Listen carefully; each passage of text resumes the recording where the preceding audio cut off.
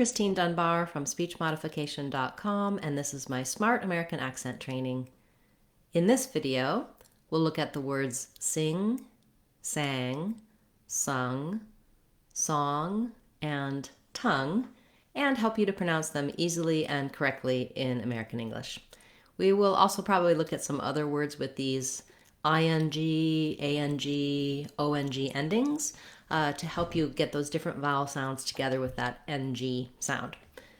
So looking at sing, we have a lot of words that end with the letters ing. And the letters ing most of the time are actually two sounds, not three sounds. So even though we have three letters, we just have the vowel sound, which is I. This is the same vowel as in sit or it. So I do recommend pairing the word sing with another word with the same vowel so that you can hear and match those vowels. For example, sit and sing, did sing, it sings.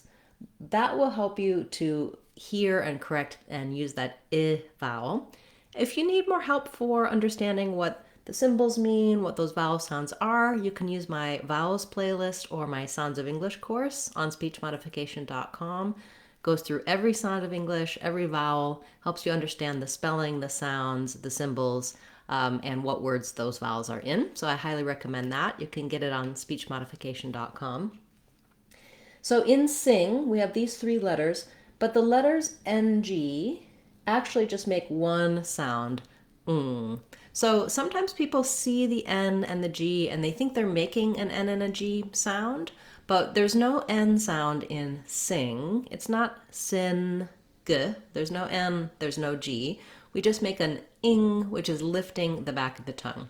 Again, you can check out my video for N and NG to see the difference between those sounds, but basically what you should feel is, if I were lifting my tongue for an N, sin, n, I would feel my tongue lift behind my teeth, like when I say the word no. Sometimes it helps people to say no, to hold the N, feel where they're lifting, and then say something like sing, and feel that the tongue is lifting in the back.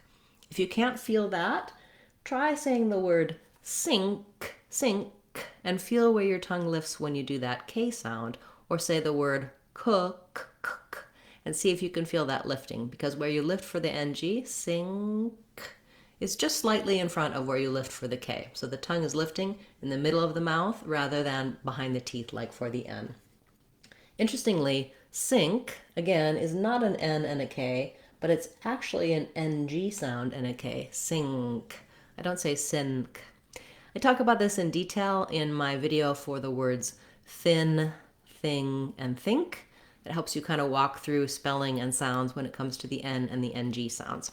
So the errors I often hear on these words are certainly challenges with these vowel sounds, but also some people will say, rather than sing, they might say sin with more of an N, or sing or sink with a little bit of a G or a K sound. So you really want to think about it as being its own sound. Think of NG as ing, one sound. Okay, moving on, we have sing with our high front I vowel. Then when we go to sang, that has this ah, I call it the black cat vowel. That one is really wide open. So it's also in the front, sang, sang. But you have, your tongue is forward, but your mouth is more open. So you could try using a word like maybe the bat or the cat sang. Also try just saying sat, sang.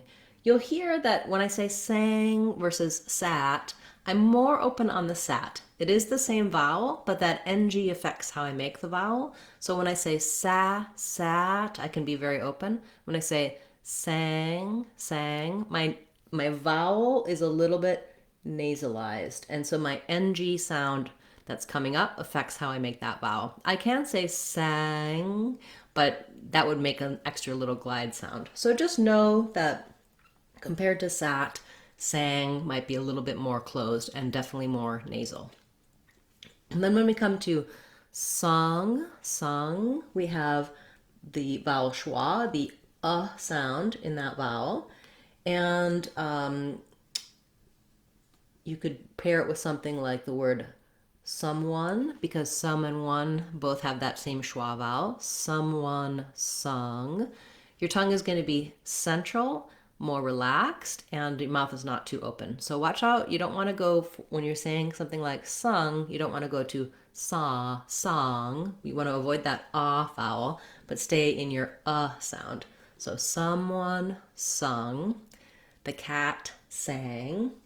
It sing, or it sings. Then we have a Z sound for that version of sings.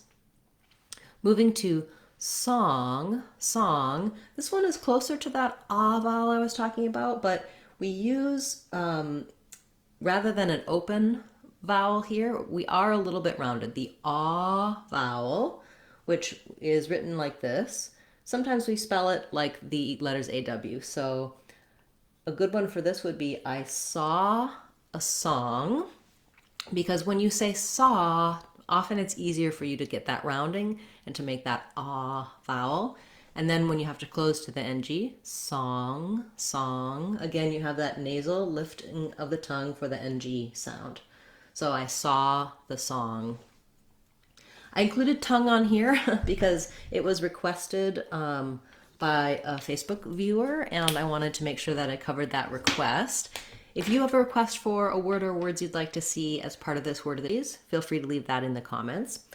Tongue, even though it's spelled differently, the NG is in the middle and there's some other letters here.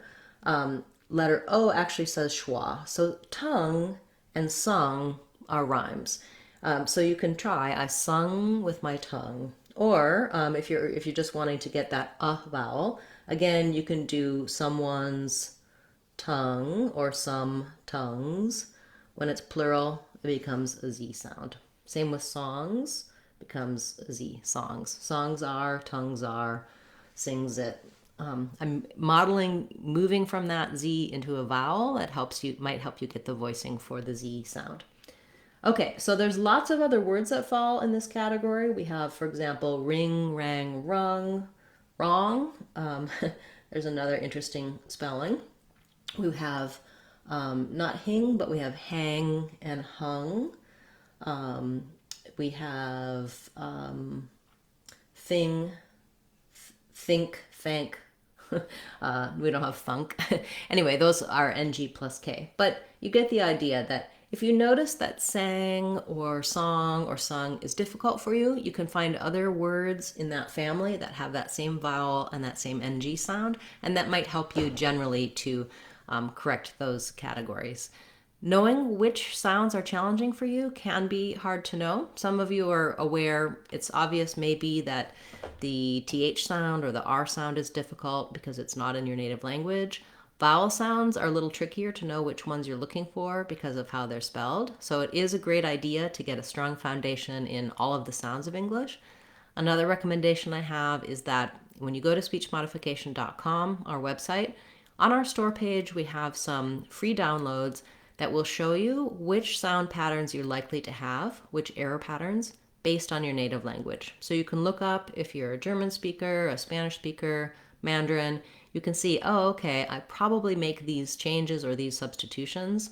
For a lot of different languages, people will have trouble with that NG sound. They'll say NG plus G, like sing, or they'll end up saying something like doin instead of doing. So you can look and see, okay, am I likely to have that pattern based on my native language, based on what sounds we have and how sounds work in my native language? That can really help you to focus in on where you should be trying to pay attention and why certain words might give you difficulty. You can also ask questions, leave comments on this video or any of my videos, or you can attend our live classes. We hold those on Fridays to ask your questions.